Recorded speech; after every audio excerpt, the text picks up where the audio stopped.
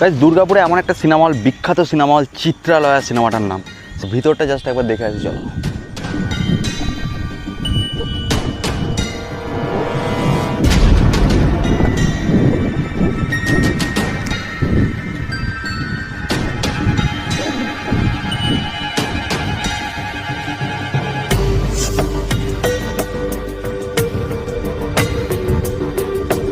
Abundant place মানে আমরা প্রথম যেটা মনে করি সেটা হচ্ছে হন্টেড।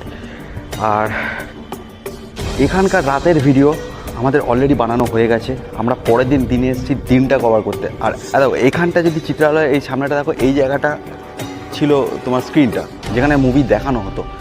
এই দিকটা করে এসো, এই দিকটা থেকে যদি দেখো তাহলে এই ওপরটা হচ্ছে ব্যালকনি। এই সমস্ত ভিডিও তোমরা রাতে ডিটেলে পেয়ে যাবে।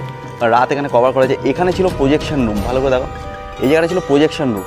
এখান থেকেই প্রজেক্টারে মানে থিয়েটারে মুভি টুভি দেখানো হতো।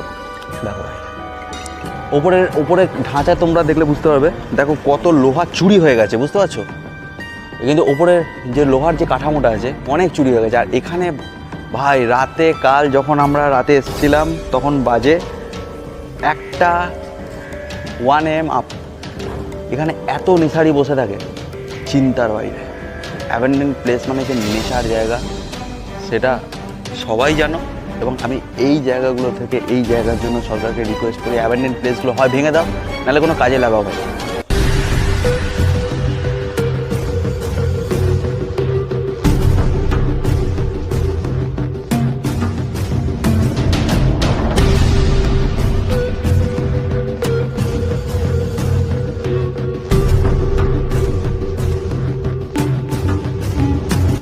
ভাই যে প্রজেকশন রুমটা ছিল না, যেখান থেকে মুভি চালানো হতো, কন্ট্রোল করা হতো, আই থিঙ্ক সেটা এটা। এখানে ঢুকলে বদা এখানে কিছু দেখা যাবে না, পুরো অন্ধকার, বুঝতে পেরেছো? হ্যাঁ, এবার মেন ব্যাপার হচ্ছে ভয়টা হচ্ছে এখানে গুগুলো পড়ে আছে, তো ওইটা নিয়ে ভয়। দেখো দেখে যাও, দিকে দেখো প্রজেক্টারের জানলা, বুঝতে পারছো? এইখান দিয়ে প্রজেক্টারগুলো বার করা থাকে। দেখে যাও,